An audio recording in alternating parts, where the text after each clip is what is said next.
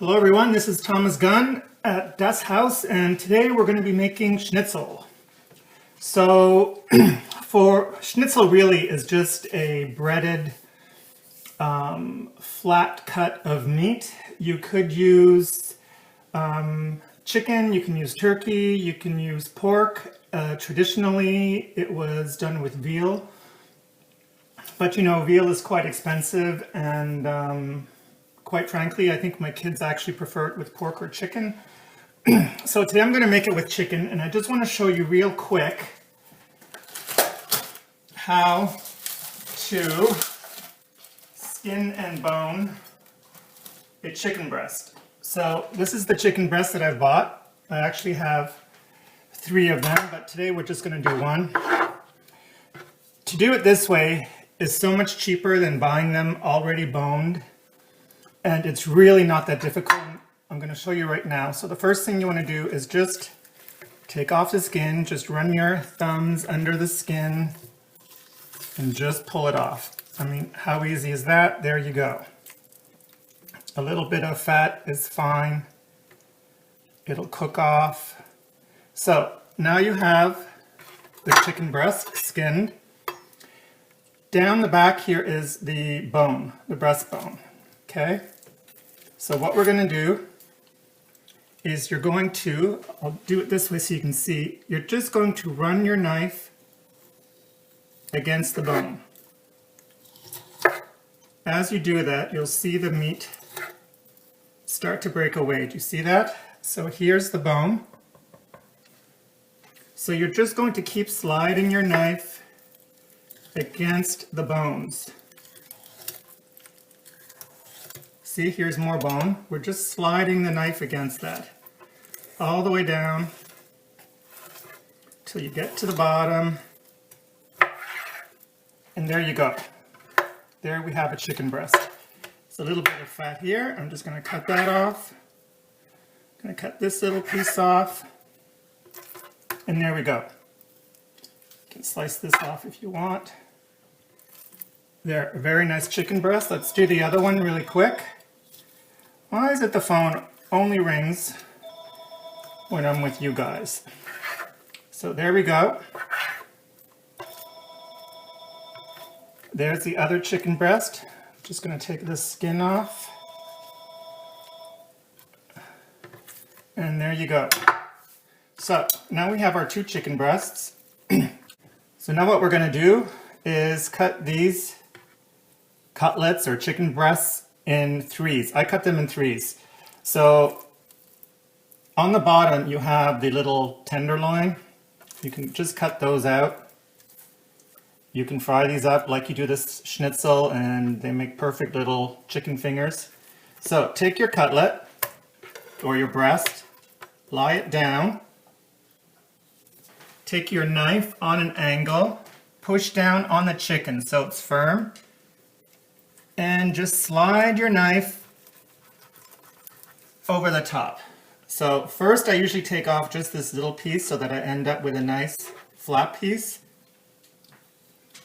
Then same thing, push down and run your knife through. There's 1 and there's 2. So there we go. Just going to do this one really quick again. Push. I'm going to slice that top piece off. Push again. Go through the center as best as you can. There we go. I didn't do that one so well, but that's fine. So now what you're going to do is you want to pound them out a bit. Get yourself a piece of plastic wrap. Put that down. Get yourself a meat tenderizer, but don't use the tenderizer side, use the flat side. Get another piece of plastic wrap.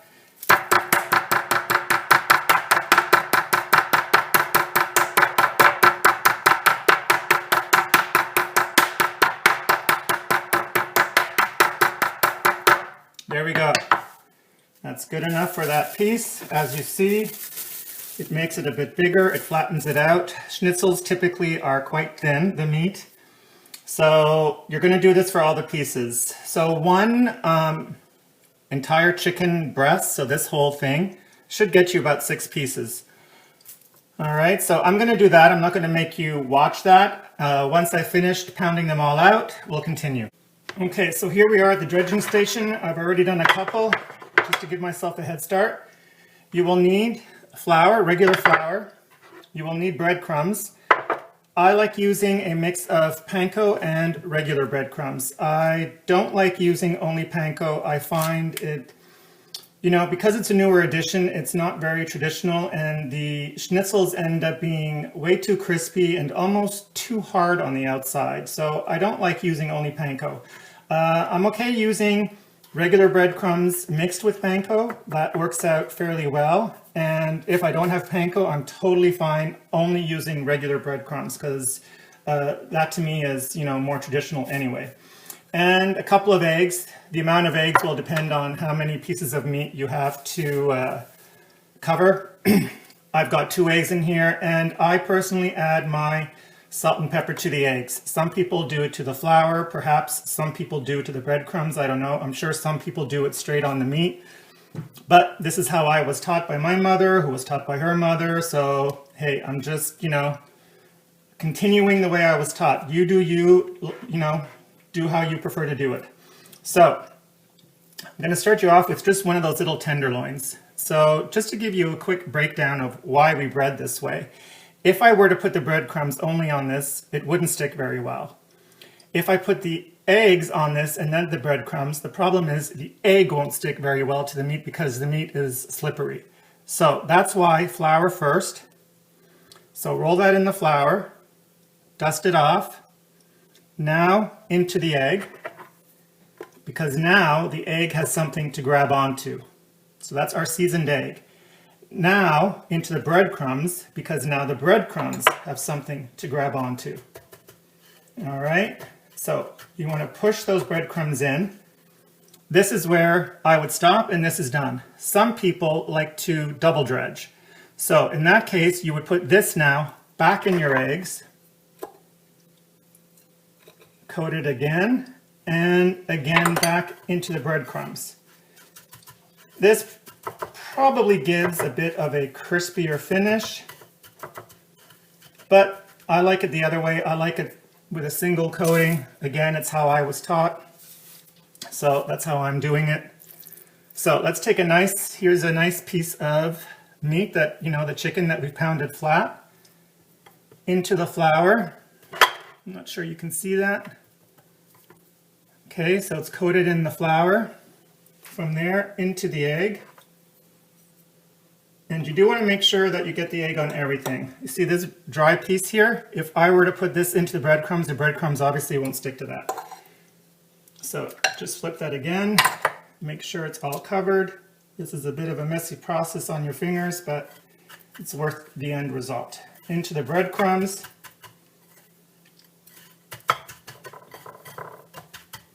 And there you go. And that, folks, is a schnitzel. All right, there you go, it's coated. I'm going to continue with the few I have left. I'm just going to talk to you for a quick second. I mean, you don't need to watch me coating them all. I just wanted to mention that, you know, once you have the basics down, this is the same way my mother would make fish. So if you have like, you know, sole fillets or haddock or anything, this is a great way to prepare it. You could add some lemon, although I usually only add the lemon while it's frying. So, and then once you have these basics down, there's different types of schnitzel, right? So there's Jäger Schnitzel, which is with a mushroom gravy. There is, I had once in Germany, it was so good. I'm sure it's not traditional, but it was, well, maybe it is in the region I was in. It was Schnitzel cordon bleu. And typically cordon bleu, which is more of a French dish, is some kind of meat stuffed with ham and cheese. But at this restaurant, they just fried up the schnitzel like I'm going to be doing. And then on the schnitzel, after it was fried, they placed a slice of ham. You could use a Black Forest ham, you know, that you just get at your butcher's, have them slice it for you. So on the schnitzel was the slice of ham, and then on that was Swiss cheese. You could grate it, or you could just do, you know, a slice of Swiss cheese on the top. And that goes in your oven under the broiler just until the cheese is melted. And then you serve it. So that was a really good dish. That was very good. And I think there's also Schnitzel, although I'm not quite sure what that is. But anyway, just to say, once you have this technique down, you can do more with it than just fry up a plain schnitzel. So I've actually got everything breaded. We're going to move over to the pan. The pan is on my stove top. You want to use a canola or a vegetable oil. I wouldn't use olive oil or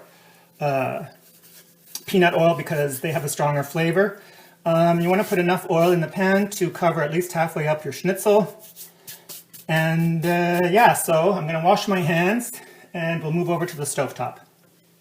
Alright guys, so we're at the stovetop. I've got my heat on medium high. I can see it sizzling. So we're just going to drop them in. You want to see it start frying right away.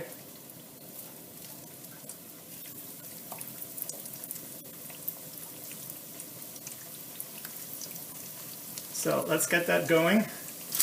While those are frying, I just want to tell you that if you're doing a large batch, you probably will have to change your oil at some point because the breadcrumbs do, you know, some come loose, they stay in the pan, they start to burn, and once that happens, you're going to have burned bits in your oil, and those eventually will cause the schnitzels to burn as well. So once you have a schnitzel that comes out and is not as golden as it should be and starts to get a little too burned, you're going to have to switch out your oil. For the amount of schnitzels I have, I'm going to be okay with this. So let me just get a plate.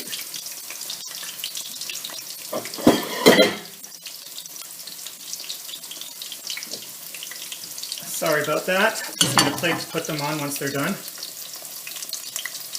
So these are frying away. They don't take very long because they're thin. I could probably put another one in here.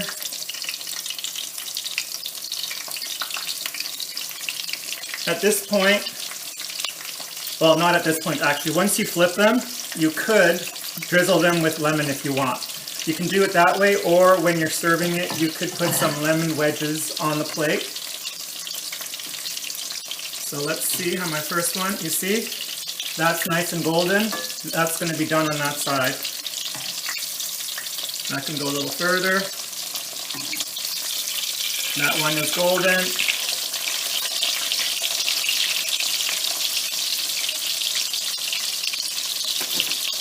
And that's all you're going to keep doing. You're going to keep frying these until you've got them all golden brown. Put them on a plate, on a platter. So you see this one was double dipped.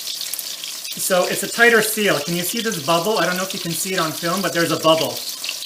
That's because the air from the inside can't escape as easily. So it makes for a crust that might be a little lighter because it might be kept a bit further away from the meat. So I suggest, you know, do a couple of pieces, do it both ways, and see which way you end up preferring.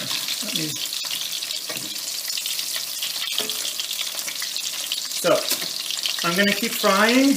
Once I'm almost done, I'll come back and we'll finish this up. So there we go.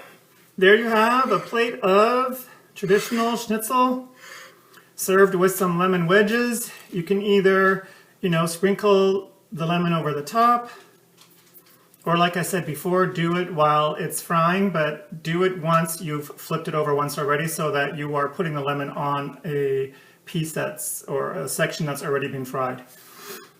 So there you go, Schnitzels 101.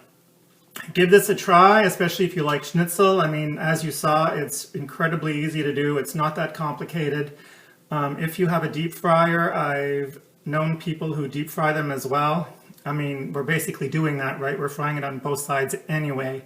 So if you drop it into a deep fryer, it really probably won't even take a minute because the meat is quite thin. And yeah, so, and next day, these are great for a schnitzel sandwich, you know, on a piece of French bread or rye bread with some mayo and some salad or tomato, cheese, whatever you like. It's excellent, makes an excellent sandwich the next day. So give this a try, like this video, give it a thumbs up, ring the bell, that way you'll get notifications when another video comes up. And there you go. So, bon appetit, and I'll catch you later.